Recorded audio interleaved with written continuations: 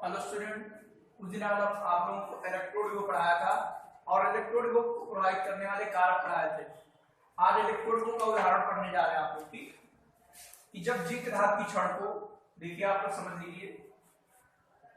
भाई आपने इलेक्ट्रोड की परिभाषा पढ़ी थी कि जब किसी धातु की क्षण को उसी धातु के किसी लवण के विलयन में डुबाया जाता है तो धातु की क्षण विलयन के सापेक्ष धनावेशित या ऋणावेशित हो जाती है और विलयन में समान मात्रा में उतना विपरीत आवेश आ जाता है। इस प्रकार धातु की क्षण और विलयन के मध्य जो विभव उत्पन्न होता है या विभवांतर उत्पन्न होता है उसे कहते हैं इलेक्ट्रोड विभव। तो एग्जांपल है कि जब जिंक धातु की क्षण को जिंक सल्फेट के विलयन में डुबाया जाता है, जिंक धातु की क्षण है, इसे जिंक सल्फेट के विलयन में डुबाएंगे।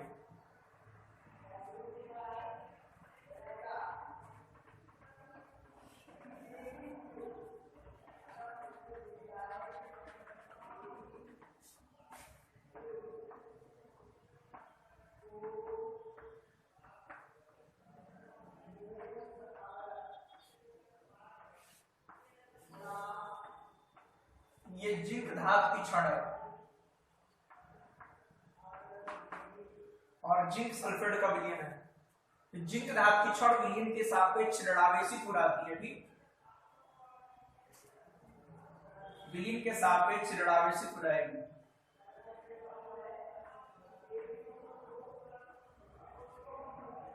जो अधिक क्रियाशील वाली धातुएं हैं वो क्षण विलयन के सापेक्ष ऋणावेशित होंगी, ठीक।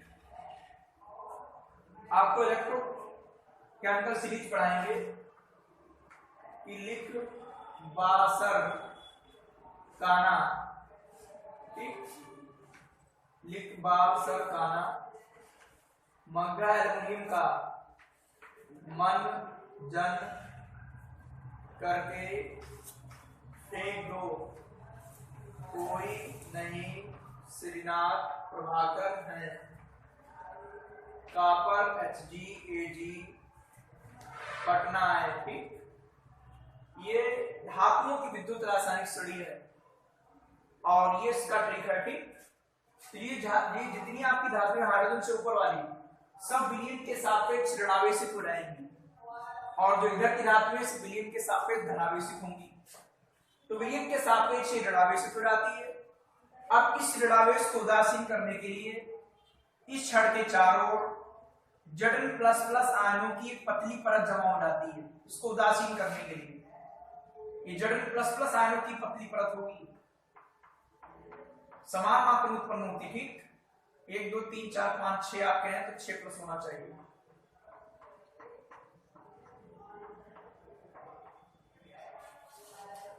ये Zn++ की पतली परत, Zn++ आयनों की पतली परत इसके क्षण के चारों ओर एकत्रित हो जाती है।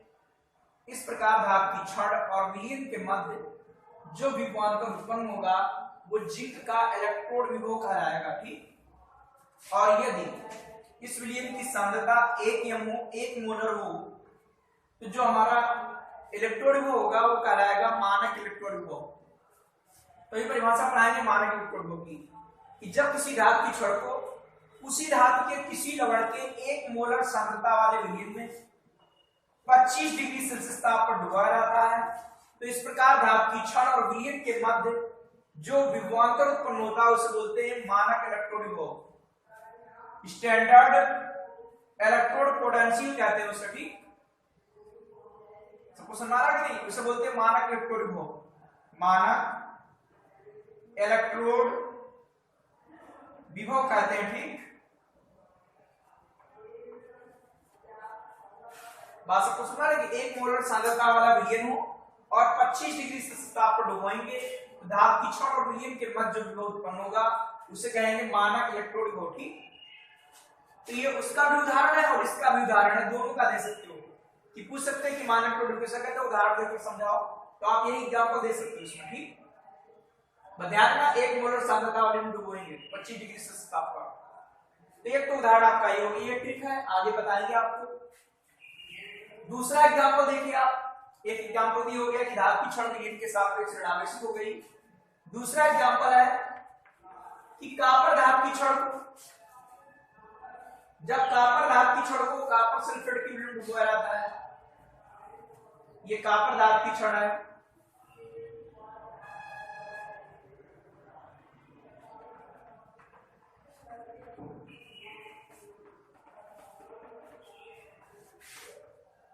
कॉपर की छड़,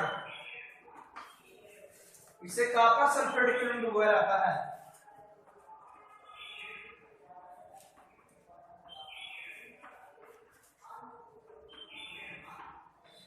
कॉपर सल्फेट का विलयन है, ठीक, 1 मोल सांद्रता चाहिए सकते हो, तो कॉपर धातु की छड़ विलयन के सापेक्ष धनावेशित हो जाएगी।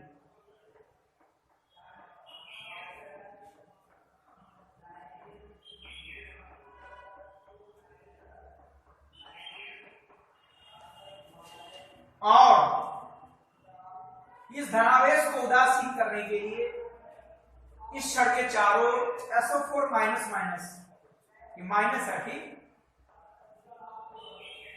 SO4 माइनस माइनस की पतली परत एकत्रित हो जाएगी।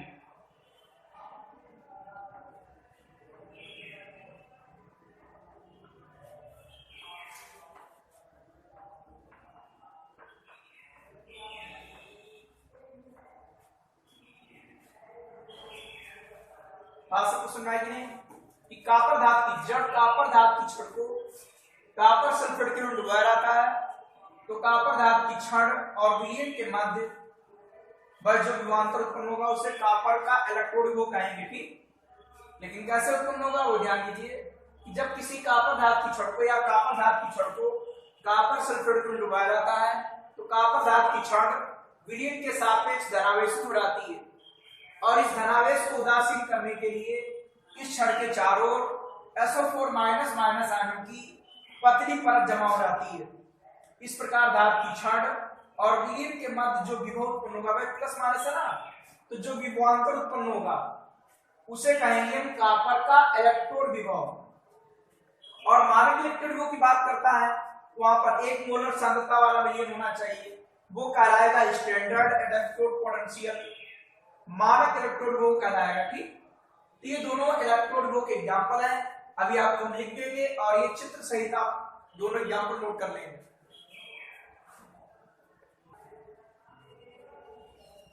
तो फर्स्ट उदाहरण आप लिख लेंगे, जब जिंक धातु की छड़ को, आपकी देखो थ्योरी लिखी है, ये चित्र है, आप बना लेंगे कि जब जिंक धातु की छड़ को जिंक सल्फेट के विलयन में डुबोया जाता है, तो जिंक धातु की छड़ विलयन के सापेक्ष ऋणावेशित हो जाती है। इस ऋणावेश को उदासीन करने के लिए Zn++ आयनों की एक पतली परत ऋणावेशित जिंक के चारों ओर एकत्रित हो जाती है, ठीक, ये आ जाती है, जिसके फलस्वरूप धातु और विलयन के मध्य हमारा विभवांतर स्थापित हो जाता है, यही कहलाता है जिंक का इलेक्ट्रोड विभव। ये इसके लिए फिगर बना लेना।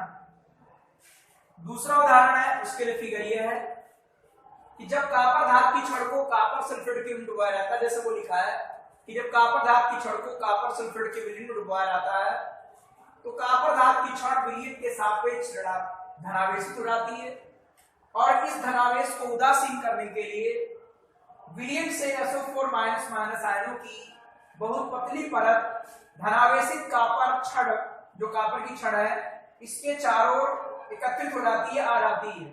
इस प्रकार धातु की छड़ और विलयन के मध्य विभवांतर स्थापित हो जाता है, जो कॉपर का इलेक्ट्रोड विभव कहलाता है, ठीक। यहाँ पर लिख देंगे कि जब कॉपर धातु की छड़ को, जब बिल्कुल इसी प्रकार आप लिख देंगे, ठीक है, और इसके लिए वाला फिगर बना देंगे आपको। तो सेकंड एग्जांपल ये लिख लेंगे और उसका फिगर ये बना देंगे, ठीक। कि जब कॉपर धातु की छड़ को कॉपर सल्फेट के विलयन में डुबोया जाता है, तब कॉपर धातु की छड़ विलयन के सापेक्ष, देखो विलयन के सापेक्ष धनावेशित हो गई, और इस प्रकार इस धनावेश को उदासीन करने के लिए क्या होगा, SO4 माइनस माइनस आयन, ये SO4 माइनस माइनस आयन है आपके, ठीक। इसकी आयनों की पतली परत धनावेशित कॉपर छड़ के चारों ओर एकत्रित हो जाती है, जिसके फलस्वरूप धातु और विलयन के मध्य जो विभवांतर स्थापित हो जाता है, यही कहलाता है कॉपर का इलेक्ट्रोड विभव, और ये कहलाएगा जिंक का इलेक्ट्रोड विभव, ठीक। बात सबको समझ आई कि नहीं? तो इस प्रकार ये इलेक्ट्रोड विभव के दो एग्जांपल हो गए, एक ऋणावेशित छड़ हो गई, एक धनावेशित छड़ हो गई। आप दोनों एग्जांपल ही नोट कर लेंगे उसके नीचे, ठीक। तो आपकी हेडिंग है मानक इलेक्ट्रोड विभव, ये आपका मोस्ट इंपॉर्टेंट है। इसकी परिभाषा क्या होगी कि जब किसी धातु की छड़ को उसी धातु के किसी लवण के 1 मोलर सांद्रता वाले विलयन में, मोलर सांद्रता m का मतलब मोलर सांद्रता वाले विलयन में डुबाया जाता है और वही 25 डिग्री सेल्सियस ताप पर या 298 केल्विन ताप पर डुबाया जाता है। ये मानक कंडीशन है, इस ताप पर डुबाया जाता है। तो इस प्रकार धातु की छड़ और विलयन में, मतलब इस अवस्था में धातु की छड़ और विलयन के मध्य जो विभवांतर उत्पन्न होगा उसे कहेंगे मानक इलेक्ट्रोड विभव। ठीक, क्या लिखेंगे कि जब किसी धातु की छड़ को, जब किसी धातु की छड़ को उसी धातु के किसी लवण, जब किसी धातु की छड़ को उसी धातु के किसी लवण के 1 मोलर सांद्रता, 1 मोलर सांद्रता या ब्रैकेट में सकते हो 1m, जब किसी धातु की छड़ को उसी धातु के किसी लवण के 1 मोलर सांद्रता वाले विलयन में 25 डिग्री सेल्सियस या 298 केल्विन, ठीक है, वाले विलयन में 25 डिग्री सेल्सियस या 298 केल्विन ताप पर डुबोया जाता है, डुबोया जाता है। तो इस अवस्था में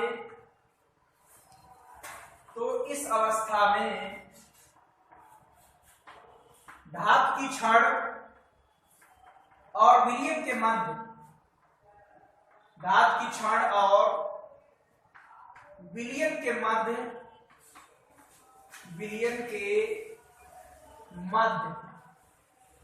जो विभवांतर स्थापित होता है, उत्पन्न होता है, जो विभवांतर उत्पन्न होता है उसे उस धातु का मानक इलेक्ट्रोड विभव कहते हैं। इसे E0 से प्रदर्शित करते हैं, E0, इसे E0 से प्रदर्शित करते हैं।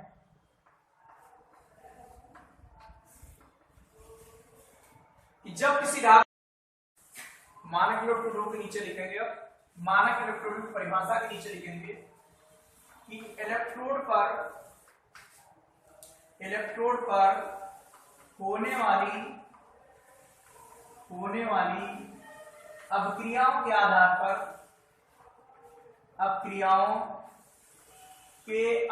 पर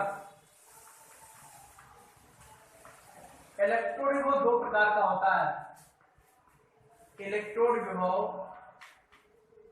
2 प्रकार का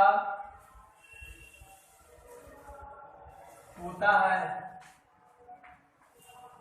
नंबर 1 है ऑक्सीकरण इलेक्ट्रोड विभव, ऑक्सीकरण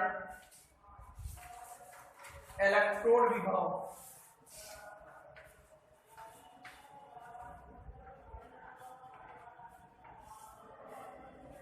कि जब इलेक्ट्रोड पर ऑक्सीकरण होता है, जब इलेक्ट्रोड पर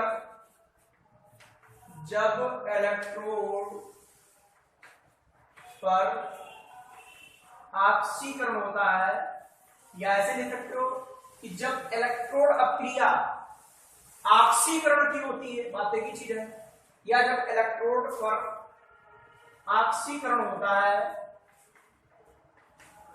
तब धातु की छड़ और विलयन के मध्य उत्पन्न होने वाला विभवांतर कहलाता ऑक्सीकरण इलेक्ट्रोड विभव। तब धातु की क्षण तथा विलयन के मध्य उत्पन्न विभवांतर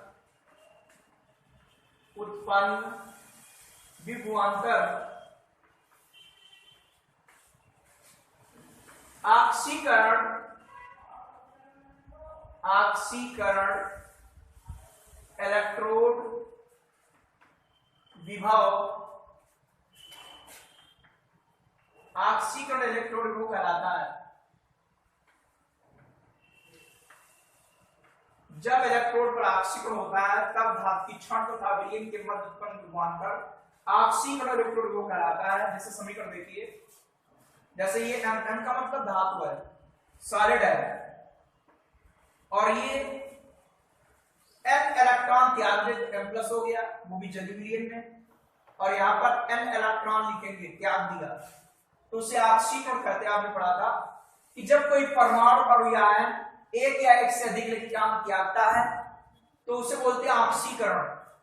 तो जानते हैं ऑक्सीकरण क्रिया है, ये ऑक्सीकरण क्रिया है, और इसका जो विभव होगा वो कहलाएगा ऑक्सीकरण इलेक्ट्रोड विभव। और इसे लिखेंगे E और यहां पर लिखेंगे M, और ये ऑब्लिक का निशान लगेगा M पर N प्लस, ये दिखाता है ऑक्सीकरण। ठीक, इसे E M और ऑब्लिक आपका M पर N प्लस से प्रदर्शित करते हैं। ठीक, से प्रदर्शित करते हैं। ठीक है,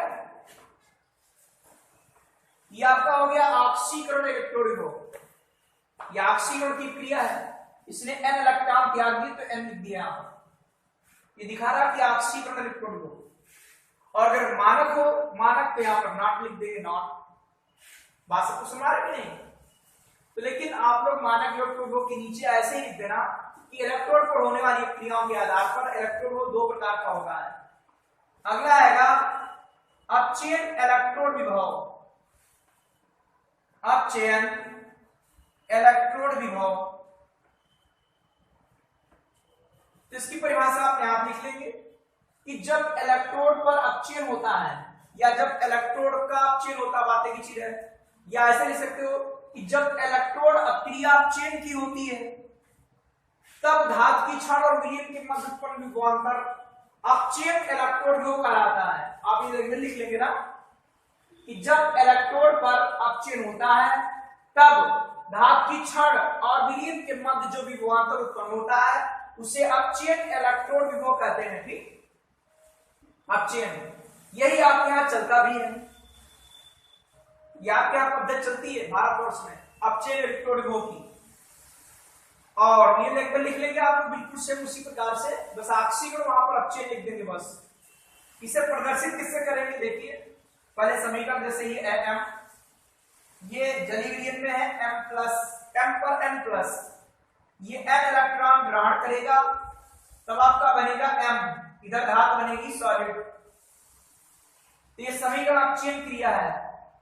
ये जो आपकी अर्ध क्रिया है, आप रिएक्शन है, ये अपचयन की है। अपचयन क्या होता है कि जब कोई परमाणु और आयन एक या एक से अधिक इलेक्ट्रॉन ग्रहण करता है तो उसे अपचयन कहते हैं। तो आप लिखेंगे कि इसे E और यहां पर लिखेंगे M पर N प्लस और ऑब्लिक लिखेंगे M। ठीक, ऐसे जैसे इसको ऐसे प्रदर्शित करते हैं, इसको इसे से प्रदर्शित करते हैं। ठीक, प्रदर्शित करते हैं। आपको इतना क्लियर हुआ होगा। ठीक, और जब मानक हो तो यहां पर E नॉट चलता है। बात सबको समझ कि नहीं? ये हो गया आपका ऑक्सीकरण इलेक्ट्रोड विभव और ये हो गया आपका अपचयन इलेक्ट्रोड विभव। ध्यान दीजिएगा, नहीं तो आपको चीजें क्लियर नहीं होंगी, इसीलिए साथ में पढ़ते चलो, क्योंकि ये चैप्टर आसान नहीं है अगर ध्यान नहीं दोगे। ठीक, इनसे फिर आपके न्यूमेरिकल क्वेश्चन वगैरह होंगे नहीं भैया। तो आप इसकी लैंग्वेज बिल्कुल सेम इसी प्रकार लिख लेना कि जब इलेक्ट्रोड पर अपचयन होता है तब धातु की क्षण और विलयन के मध्य जो विभवांतर स्थापित होता है या उत्पन्न होता है उसे आप चिन्ह इलेक्ट्रॉन जो कहते हैं, इसे इससे प्रदर्शित करते हैं और नीचे समीकरण लिखिए। अब देखिए आपके कमेंट्स द्वारा पूछे गए क्वेश्चन आपको दो बता रहा है, ठीक, एक 22 है और दूसरा 30 है। प्रथम कोट की क्रिया का अर्धांश बता दिया है, कितने समय बाद अभिकारक का 1/5 भाग शेष रह जाएगा, ठीक। तो देख लीजिए टी आप बराबर दिया है 2.31 10⁻³ मिनट,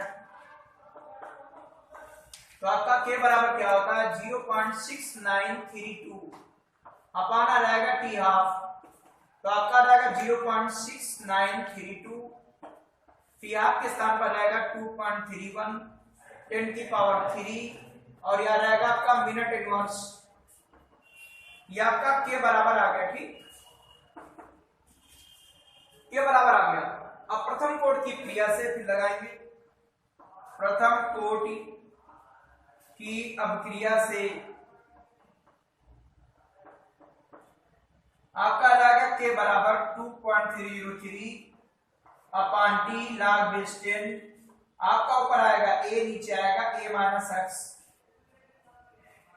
के बराबर आपका दिया है 0.6932 अपान 2.31 10⁻³ भाई के का मान हमने पहले से निकाल लिया है 2.303 अपान टी हमें निकालना है, log बेस 10 ऊपर आपका a है, 1/5 भाग शेष रह जाएगा, तो ये प्रारंभिक सांद्रता है, ये शेष बची है पूरी, क्या है कि a का 1/5 इतना शेष बचेगा, ठीक भाई, ये प्रारंभिक सांद्रता है, ये शेष बची सांद्रता है, तो शेष कितनी बच रही है प्रारंभिक की 1/5, तो आपका a कैंसिल आउट हो जाएगा, 5 आपका ऊपर चला जाएगा, ठीक। देखो ये आपको बताया था किसका गुणा ये होता है 2.303 और log 2 का मान आपका था 3010, इसकी मल्टीप्लाई इतना होता है, ये बहुत पहले आपको बताया था गुणे में, जिससे कैलकुलेशन थोड़ा आसान हो जाती है। 2.303 अपान टी और यह रहेगा log बेस 10 और यह रहेगा 5,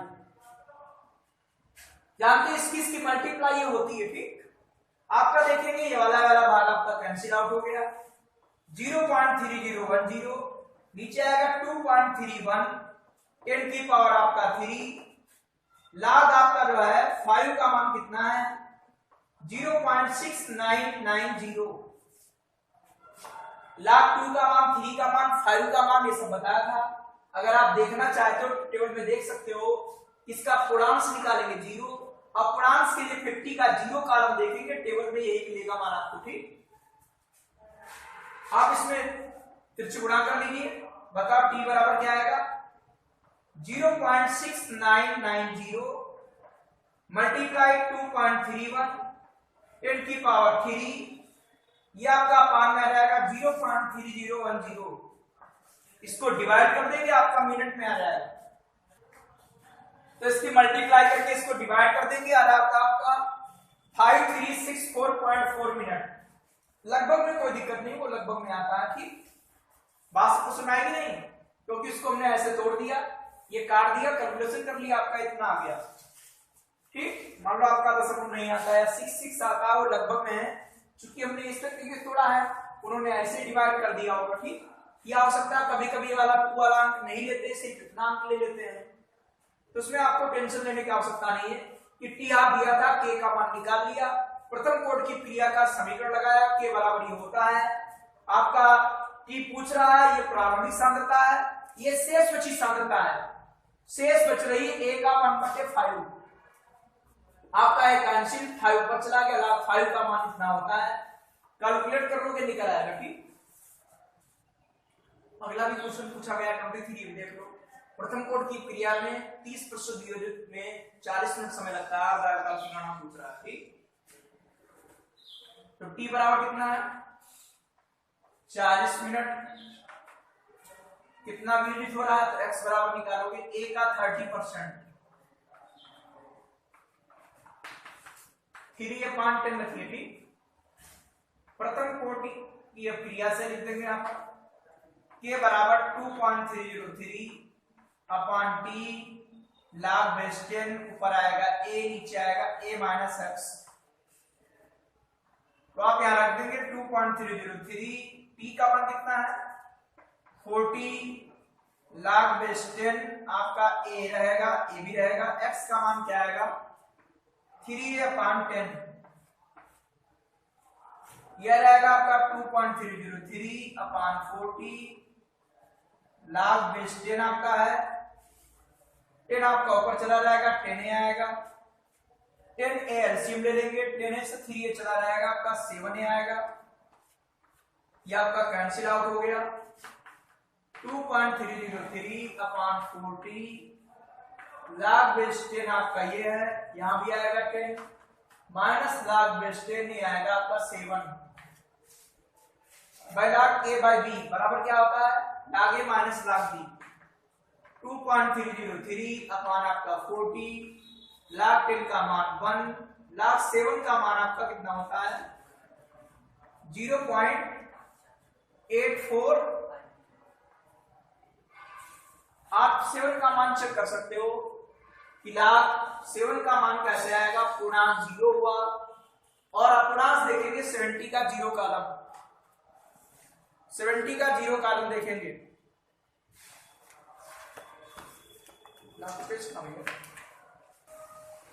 तो 70 का 0 कॉलम देखेंगे तो आपको मिलेगा 8451। ठीक,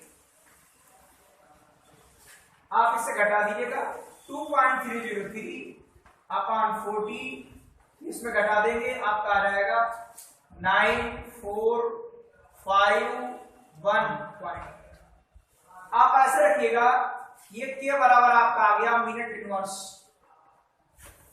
अब क्या पूछ रहा है अर्धायु काल, क्या पूछ रहा है अर्धायु काल। तो भाई के बराबर फॉर्मूला क्या पड़ा 0.6932 अपॉन टी हाफ, पढ़ा कि नहीं, बात से पूछना है कि नहीं। के बराबर, चूंकि के बराबर आपका टी हाफ का रिलेशन है तो ये बराबर हो गए कि नहीं दोनों, तो बताओ क्या आएगा 0.6932 अपॉन टी हाफ बराबर आएगा 2.303 अपॉन 40 0.1549।